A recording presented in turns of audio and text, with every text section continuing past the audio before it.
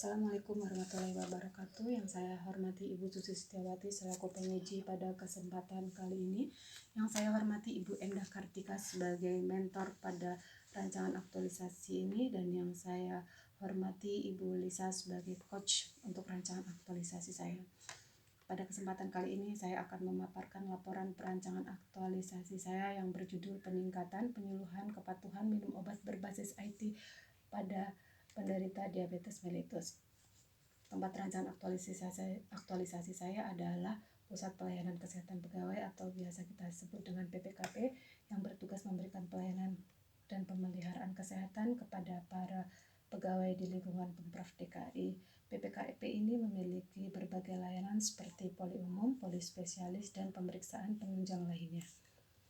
Berikut saya tampilkan visi misi di PPKP. Tugas perawat ahli pertama diatur dalam Permen Pan RB nomor 35 tahun 2019. Dari 15 uraian tugas tersebut, saya memilih tugas melaksanakan pendidikan kesehatan pada individu atau pasien. Setelah berdiskusi dengan mentor, uraian tugas yang bermasalah di PPKP adalah sebagai berikut. Yang pertama, memberikan penyuluhan pendidikan kesehatan pada pasien diabetes mellitus di masa pandemi. Yang kedua, tugas yang bermasalah adalah memberikan pelayanan darurat pada pasien yang memerlukan ruang isolasi di unit layanan darurat medik. Yang ketiga adalah memberikan pelayanan secara tepat waktu. Dalam menentukan isu prioritas, saya menggunakan metode APKL. Dan di antara isu-isu di PPKP yang paling prioritas adalah penyuluhan kesehatan tentang kepatuhan minum obat pada pasien diabetes mellitus yang masih belum optimal di masa pandemi. Penyuluhan kesehatan tentang kepatuhan minum obat pada pasien diabetes mellitus belum optimal di masa pandemi memiliki kualitas isu yang paling tinggi karena dari segi aktual, isu ini benar terjadi dan hangat dibicarakan, di mana di masyarakat masih mempercayai dan memperbincangkan mitos seputar diabetes mellitus, seperti insulin terbuat dari babi, jika sudah makan yang tidak manis tidak perlu minum obat DM, dan obat DM berbahaya bagi ginjal jika dikonsumsi dalam waktu yang lama. Dari segi problematik, isu ini memiliki masalah yang kompleks sehingga perlu dicarikan solusinya. Kemudian dari segi kekhalayakan, isu ini menyangkut hajat hidup orang banyak, di mana data dari International Diabetes Federation, Indonesia peringkat ke-7 untuk 10 negara atau wilayah teratas bagi jumlah orang dewasa yang menderita diabetes mellitus pada tahun 2019. Dari segi kelayakan, isu ini layak dan masuk akal untuk dicarikan solusinya, karena kurang patuhnya minum obat pada pasien DM disebabkan tingkat pengetahuan masyarakat yang masih rendah, sehingga penyuluhan kesehatan dapat diharapkan meningkatkan pengetahuan tersebut. Slide ke-8. Berdasarkan standar pelayanan minimal bidang kesehatan dari Januari sampai Desember 2021, jumlah penderita diabetes mellitus yang mendapatkan pelayanan kesehatan di Pusat Pelayanan Kesehatan Pegawai sebanyak 1.912 pasien, dan ini menduduki peringkat kedua setelah hipertensi. Tampak monitor di ruang tunggu pelayanan belum dimanfaatkan untuk penayangan edukasi kesehatan. Penyebab utama kepatuhan minum obat pada penderita diabetes mellitus dipilih berdasarkan metode USG, dan di antara penyebab yang muncul, belum ada cara penyuluhan yang efektif tentang pentingnya kepatuhan minum obat pada penderita diabetes mellitus selama pandemi menduduki peringkat ke-1. Sebagai smart ASN di masa pandemi ini, perawat harus cakap menggunakan media digital untuk memberikan penyuluhan kesehatan sebagai wujud smart ASN, yakni profesionalisme. Dan dari segi manajemen ASN, jika perawat telah melaksanakan tugasnya sesuai dengan kode etik, yakni tanggung jawab dan cermat. Dampak jika tidak mendapatkan penyuluhan kesehatan, kepatuhan minum obat penderita DM tidak mendapat edukasi yang benar, kadar gula tidak terkontrol sehingga menyebabkan komplikasi, bahkan amputasi yang menyebabkan disabilitas hingga kematian. Selanjutnya, pasien DM berisiko depresi karena tidak punya semangat untuk beraktivitas. Dan dampak lain adalah kerugian ekonomi bagi penderita diabetes mellitus dan keluarga mereka. Berdasarkan analisa Tapisan McNamara, alternatif pemecahan masalah dari masalah tersebut adalah membuat penyuluhan secara daring tentang kepatuhan minum obat bagi penderita diabetes mellitus di Pusat Pelayanan Kesehatan Pegawai Balai Kota. Kegiatan-kegiatan yang akan saya lakukan untuk membuat penyuluhan kepatuhan minum obat secara daring adalah sebagai berikut.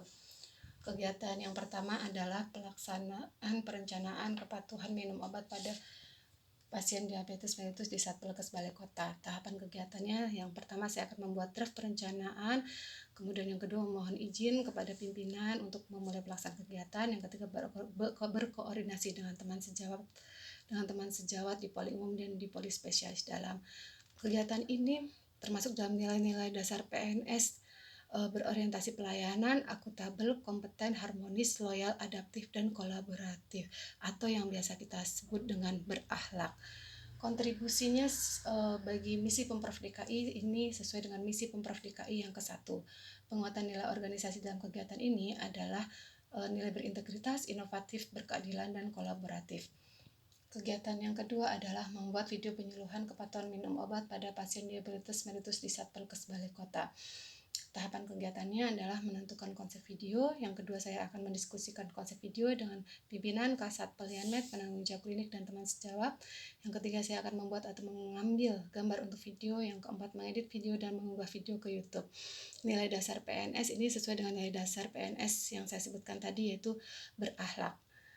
Kontribusi visi misi ini sesuai dengan misi Pemprov DKI yang ke-1, yaitu Jakarta Kota Aman, Sehat, Cerdas, dan Berbudaya. Penguatan nilai organisasi dalam kegiatan ini adalah berintegritas, inovatif, berkeadilan, dan kolaboratif. Kegiatan yang ketiga adalah pembuatan video penyuluhan kepatuhan minum obat pada pasien diabetes mellitus di Satpolkes Balai Kota. Tahapan kegiatannya yaitu yang pertama saya akan melakukan pencarian literatur mengenai materi edukasi. Yang kedua, saya berkoordinasi dan berdiskusi dengan Kasat Pelayanan Medik, penanggung jawab klinik, rekan kerja tenaga kesehatan di Satpolkes Balai Kota dalam membuat materi. Yang ketiga, saya akan memohon persetujuan pimpinan mengenai draft materi atau bahan tayang PowerPoint yang akan saya presentasikan. Nilai-nilai dasar PNS ini sesuai dengan nilai dasar PNS yang kita sebut dengan berakhlak. Kemudian untuk kontribusi visi misinya, kegiatan ini berkontribusi pada misi Pemprov DKI yang ke-1, yaitu Jakarta Kota Aman, Sehat, Cerdas, dan Berbudaya. Dan penguatan nilai organisasi dalam kegiatan ini adalah berintegritas, inovatif, dan berkeadilan serta kolaboratif. Kegiatan yang keempat adalah pelaksanaan penyuluhan secara Zoom meeting pada pasien diabetes mellitus di Satpolkes Balai Kota. Tahapan kegiatan yang akan saya lakukan, saya akan memohon izin kepada pimpinan untuk pelaksanaan kegiatan. Yang kedua, membuat undangan secara daring. Terus kemudian memberikan pre-test dan post-test kepada peserta sebelum dan sesudah pelaksanaan penyuluhan. Dan yang keempat, memberikan penyuluhan atau edukasi daring dengan menggunakan aplikasi Zoom. Kegiatan saya ini sesuai dengan nilai-nilai dasar PNS yang berakhlak. Kemudian kegiatan saya ini berkontribusi pada misi Pemprov DKI yang ke-1, yaitu Jakarta Kota Aman, Sehat, Cerdas, dan Berbudaya. Penguatan nilai organisasi pada kegiatan saya adalah inovasi dan berkeadilan. Kegiatan kelima, penayangan video kepatuhan minum obat pada penderita diabetes mellitus di YouTube dan monitor di ruang tunggu Satpolkes Balai Kota. Tahapan kegiatannya, yang pertama saya akan meminta persetujuan pimpinan untuk mengunggah video di YouTube dan di monitor ruang tunggu PPKP Satpolkes Balai Kota. Yang kedua, berdiskusi dan berkoordinasi dengan teman sejawat. Yang ketiga, melakukan penayangan di YouTube dan monitor ruang tunggu PPKP. Nilai-nilai dasar PNS sesuai dengan nilai dasar PNS yang berakhlak. Kontribusinya sesuai dengan misi Pemprov DKI yang ke-1. Kemudian penguatan nilai organisasinya adalah berkeadilan dan inovatif. Jumlah rencana penerapan nilai dasar PNS saya terdiri dari 35. Kemudian untuk jadwal pelaksanaan kegiatan saya adalah kegiatan pertama dimulai dari 10 sampai 18 Maret 2022 sampai kegiatan yang terakhir di 11 April sampai 20 April 2022. Aktor yang terlibat dalam kegiatan ini adalah Dr. Gigi Endah Kartika Dewi selaku Kepala PPKP, Bapak Amir Fathah selaku Kepala TU, Ibu Lisa Natalia sebagai Kasat Pelianmed, dan yang keempat penanggung jawab klinik dan rekan teman sejawat lainnya. Demikian paparan dari saya ucapkan terima kasih, mohon masukan dan saran. Terima kasih.